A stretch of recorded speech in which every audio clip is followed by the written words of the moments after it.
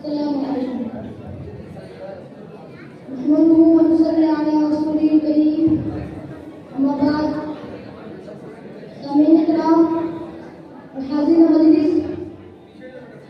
मैं आप के सामने नबी सल्लल्लाहु अलैहि वसल्लम पर कुछ बोलने की जिसात कर रहा हूँ। मुझे उम्मीद है मेरी बात आपके लिए मुफीद होगी। ज़बान है कि बोलने के लिए बेकरार, हुरूफ है कि लफ्ज़ बनने के लिए बेचैन, और अल्फाज है कि जुमले में ढलने के लिए बेकरार।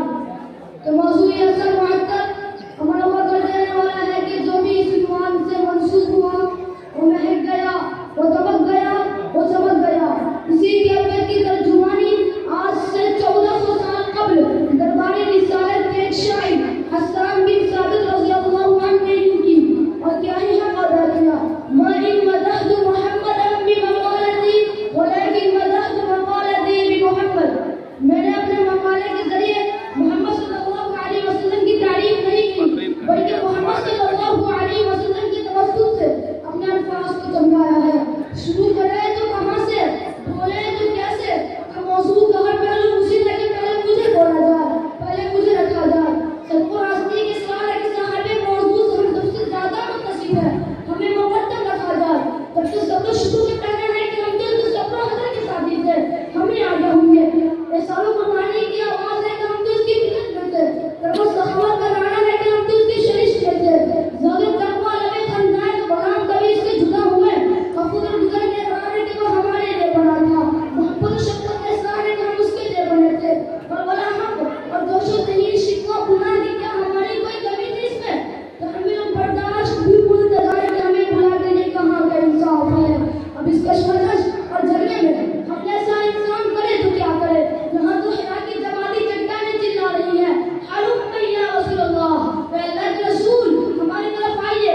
मदीने की सरसब्जियां पुकार रही है, अल्लाह के रसूल हमें सब बख्शे। जबल उहद कह रहा है, उहद पे गया रसूलल्लाह, अल्लाह के रसूल हमें आपसे मोहब्बत है, हमें छोड़ के मत जाइए।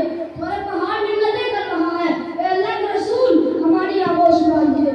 हिद्दतुल वदा के मौके पर आप सल्लल्लाहु अलैहि वसल्लम का हाथ ज़बा शुदा, इस रुदों में से हर एक फुट आगे बढ़ रहा है। पहले मुझे ज़बा फरमा दिया, मुझे पत्थरों के बदले फूल दे गया, फूल के बदले दूध दे गया, और पत्तों के बदले मोहब्बतें फैला दिया, गालियों के बदले दुआएं बांट दिया।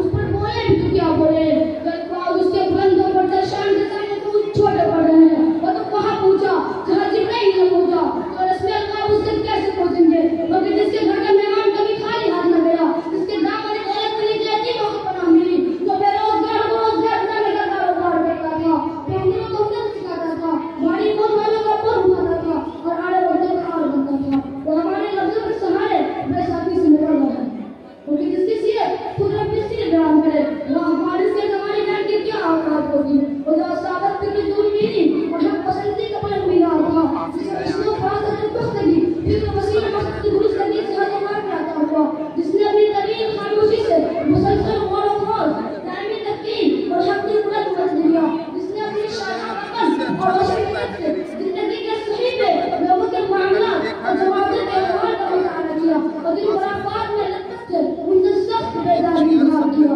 वो जो अपनी कौम में शेरी